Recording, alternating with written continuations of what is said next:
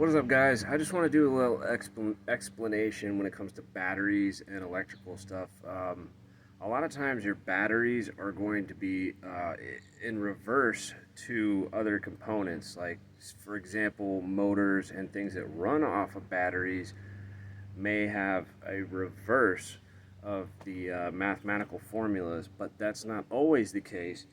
But what I want to explain right now is people have this idea. They say, well, this is a 4 amp hour battery versus a 3 amp hour battery, and that's relative to the time that that battery will deplete.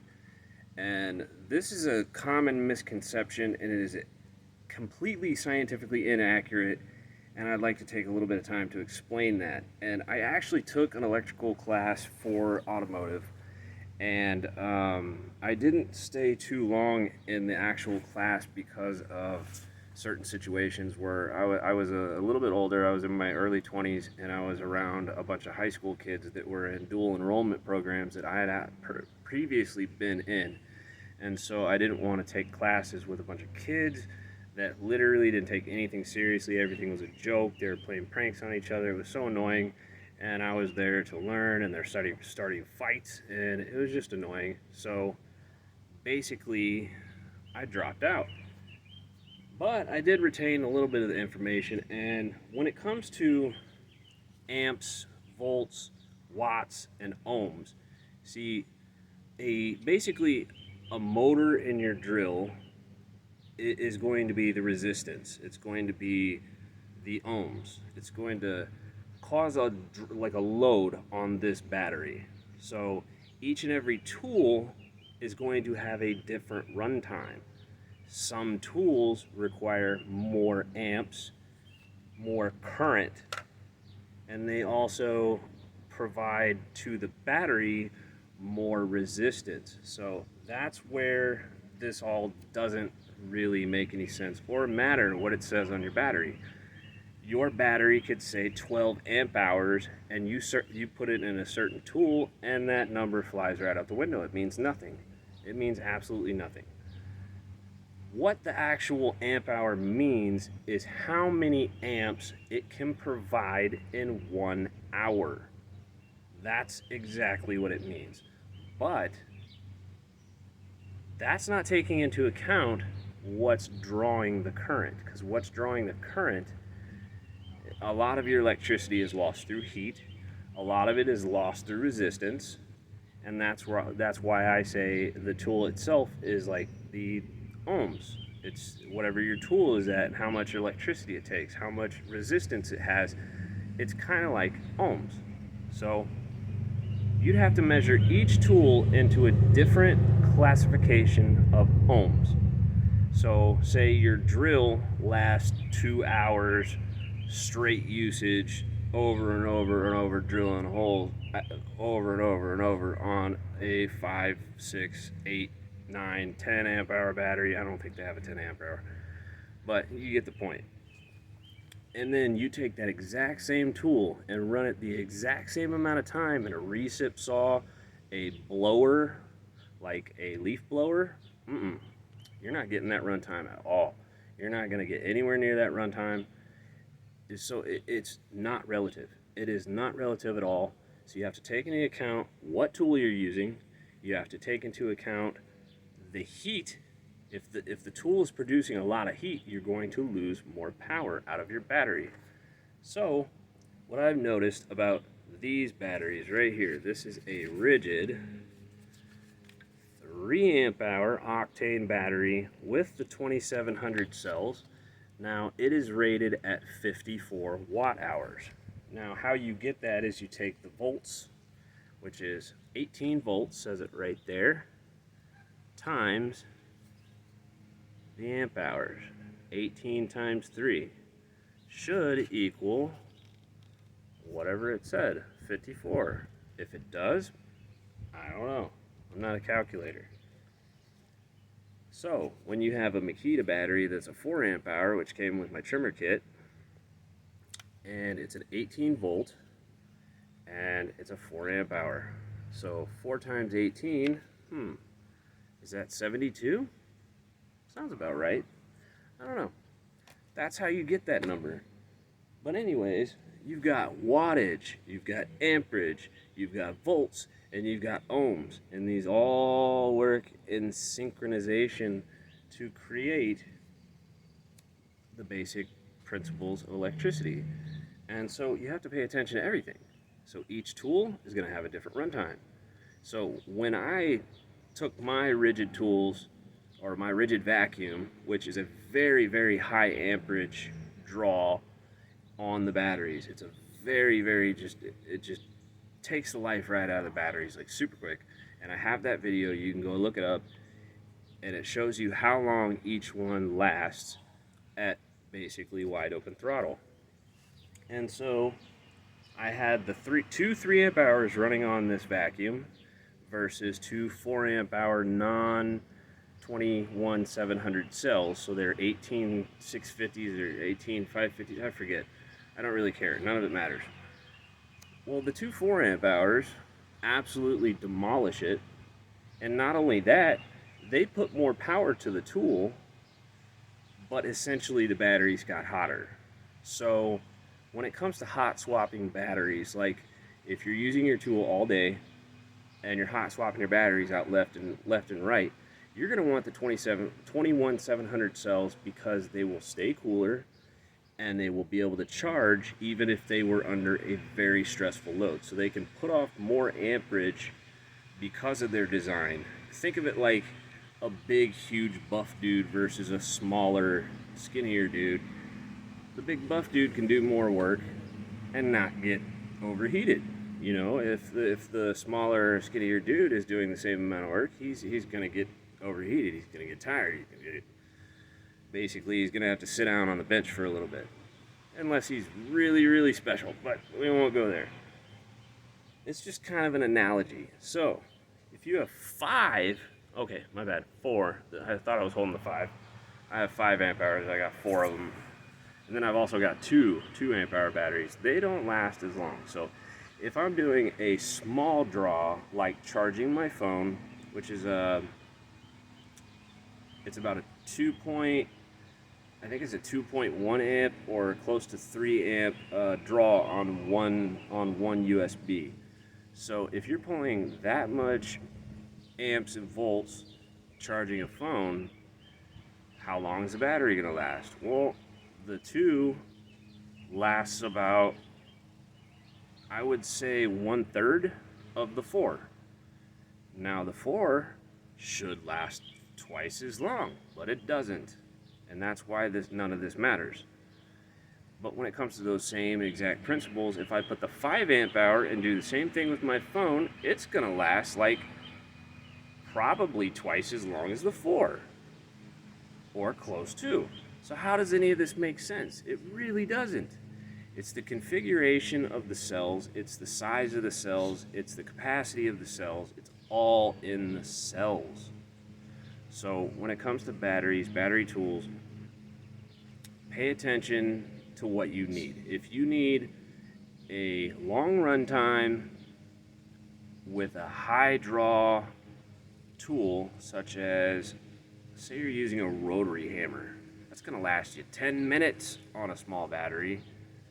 And by small, I mean like a 5 amp hour. If you run it at 2, it may last you 3 minutes. So you're running a rotary hammer, whatever brand, it doesn't matter. They're all the same. And you put a bigger battery, say a 12 amp hour battery, you know, you may get 30 minutes of runtime out of a 12. And out of a 5 or a 6, you may get 20 minutes. Now just think about this for a second. That doesn't make sense. Well, that's the thing. It doesn't make sense. Because there's too many variables and there's too many things going on in the tools. A lot of them are computer controlled. They won't go over a certain voltage. They won't go over a certain amperage. And if they do, they overheat or they shut down because of too high of an amp draw. And they do an overload protection. Well, the reason it does that is because if it's drawing too many amps, what it can do is actually damage the cells. It all goes back to the cells. So what you don't understand about brushless tools is brushless tools are not DC. They run off of AC.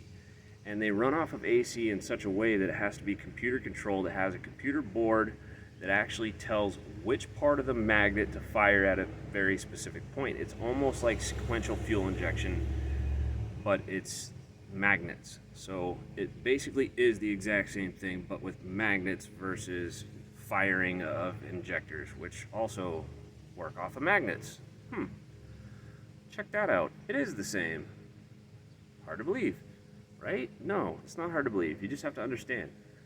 But that's not here nor there. I kind of got off track right now. So you've got this tool. You put in a 2 amp hour battery. You're going to burn that 2 amp hour battery very quickly because it's a 2 amp hour battery. It has about 5, maybe less cells in it. Now those cells are doing too much work in a high drain tool such as a hammer drill drilling into concrete. You're going to burn that battery out about 5 to 10 minutes of straight up work. Put in a 4 and it may last double or more because it has twice as many cells doing the same amount of work. You have to understand the tool is going to stay in a certain percentage of work no matter what battery you put it in.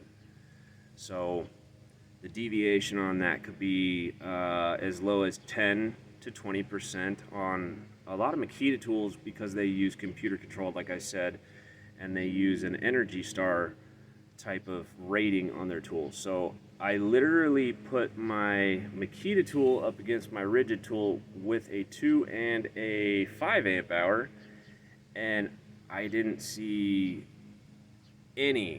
almost any difference in the power on the tool, which is amazing because I'm getting the same amount of power from the 5 amp hour. And this is why I like the Makita tools, because I could pop a 5 amp hour in and it's doing the exact same amount of work as the 2 amp hour, but it lasts so much longer because it's not putting as much stress on each cell.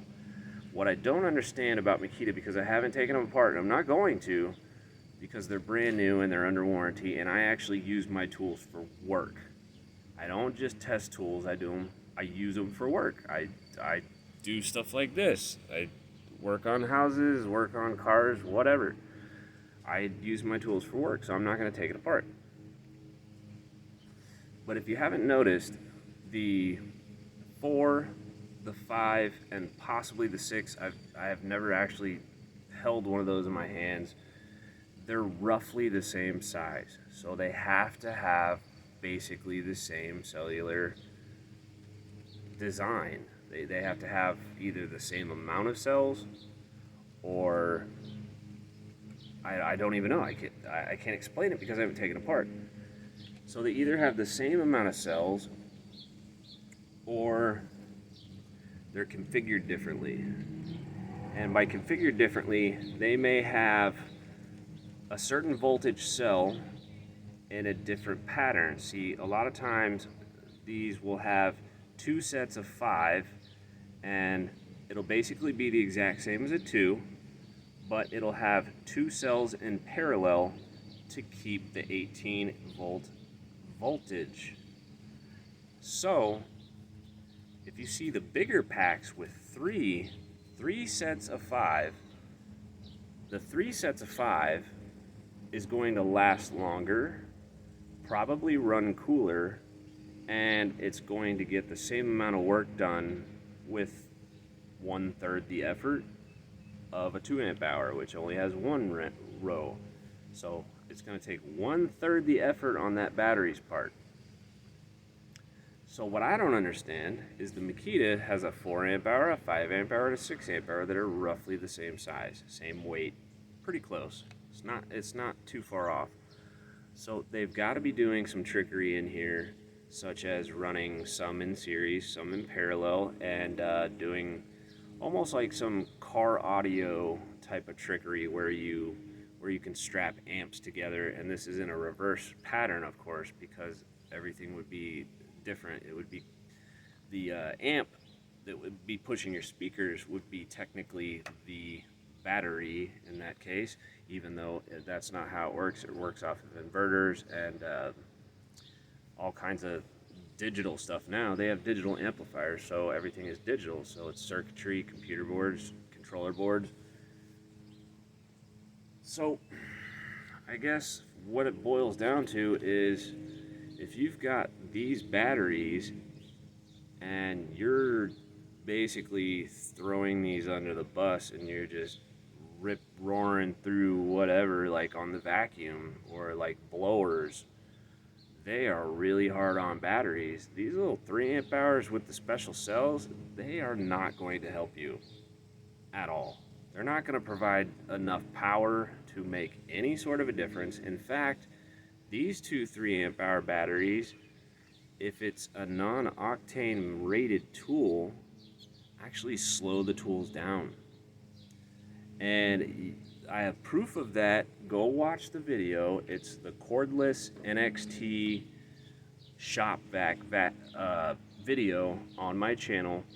You can listen to the speed of the motor when I put the two 3 amp hours versus the regular lithium, hyper lithium 4 amp hours.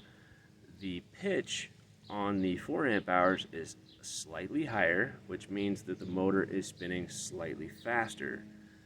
So they're actually providing together more amperage than the two 3 amp hours, which together, I don't know if this actually would multiply correctly, but you know, two paralleled, and they are parallel because if they are sequential, you cannot run the tool off one battery, and that's what Makita does on 36 volts. Those run in sequential. So you add 18 plus 18 equals 36, and that's how that works. But on the parallel tools, when you add a second battery, you're actually just getting more capacity, but at the same time, because you're providing more cells to do the work, you're also getting more power. So you have to understand all of that.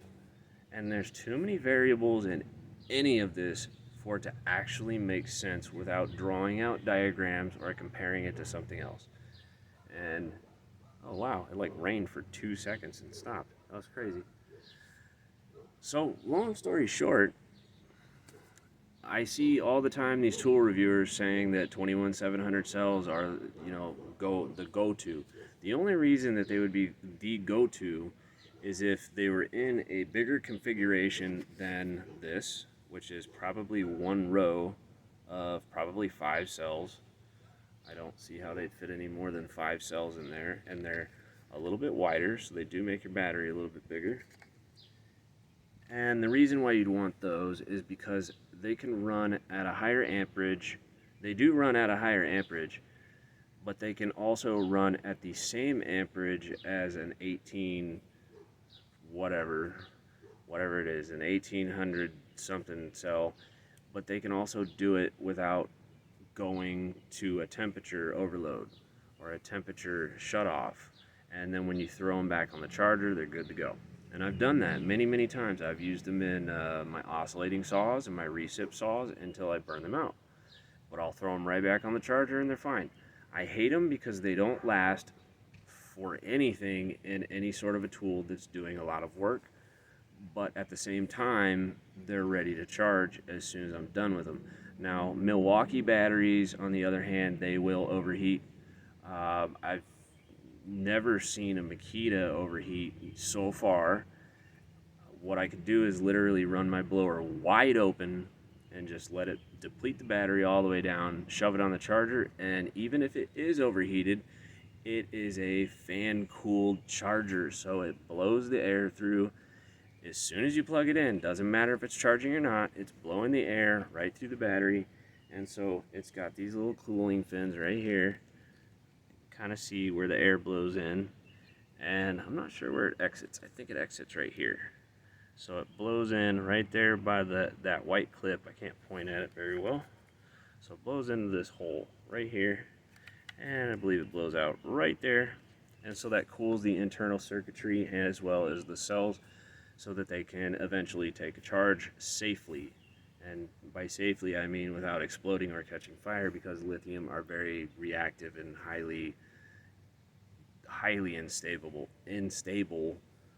especially when they get damaged. That's why a lot of those older Samsung phones were basically exploding, because they had gotten damaged. It's not because they were faulty, it's because they were damaged or incorrectly manufactured.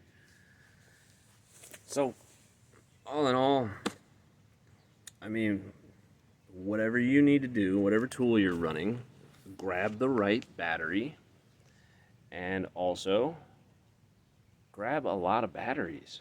I mean, if you're going to run battery tools, you need a lot of batteries on hand. You can't expect to cycle through 2 batteries for one tool, or if it's a 2 battery system, you can't expect to have 4 batteries and keep it going nonstop. You need at least 6 so that you can cycle one through and then set it aside to cool while you pull the fresh charged ones out and put them in. And then when those finally deplete, then you put your last set in and then charge the first one, and hopefully it'll charge up. If it's a Makita, they'll be charged before you're even done depleting the other batteries. So keep that in mind. That's one thing that people don't do, is because a lot of the tool reviewers don't use the tools. They don't use the tools, they test the tools, and that's a problem. And that's why, you know, even seeing a lot of those flex videos where they're doing tests where, you know, their battery was it was dying or dropping bars off their little light bar on the side before the other tools. Well, what they're not telling you is that that tool is doing more work, and it's also drawing more current. So the flex tools are drawing more current, they're doing more work, and if you add or multiply that together, that equals it's a depleted battery faster. Especially on their hammer drill, which has a turbo mode. It only works if there's enough current, or if there's enough amperage, or if the tool's not too hot. That's what people didn't understand about that. When the tool gets too hot, or the battery cannot provide the correct specs, then it just won't turn back on. And that's the case. And like, it's hard to teach people that without literally drawing pictures or doing whatever. I don't know. But that's basically it. Batteries are a strange thing. And what's even weirder to me is the old school brush tools. They're going to last longer, in a sense, than your brushless tools, because you're actually converting DC into AC. And if you do not believe me, go look it up. The brushless motors do not run off of DC. They have to run off of a sort of an AC, so that they can fire off a sequence on the magnets, the electromagnets, so that they can do their thing. And if you sometimes spin the tool and the tool doesn't recognize that it's been spun, and you go to run it, it'll try to fire the wrong magnet, and then it will smoke. How do I know that, you ask? Because I did it, and it happened.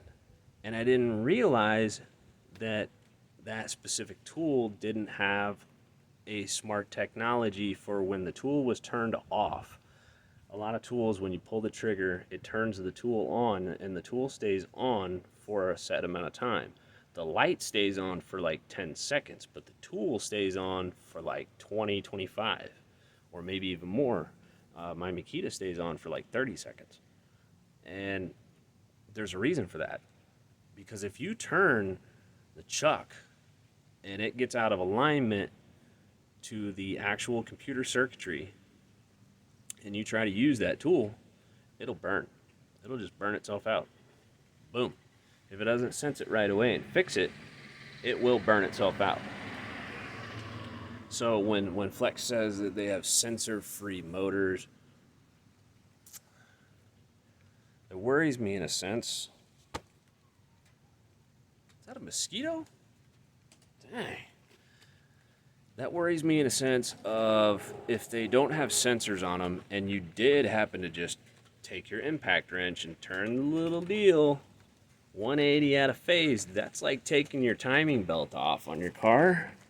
That's like taking your timing belt off your car and turning it at 180 degrees and trying to start your car.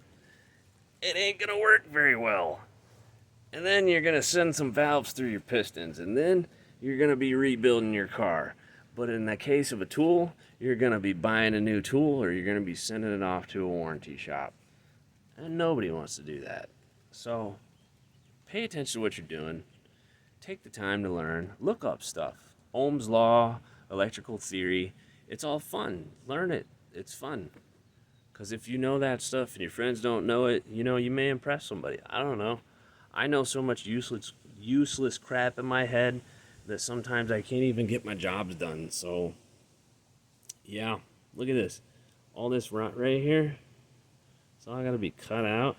And the only reason it's not cut out is because this window right here. You see the size of that thing? Look at this window.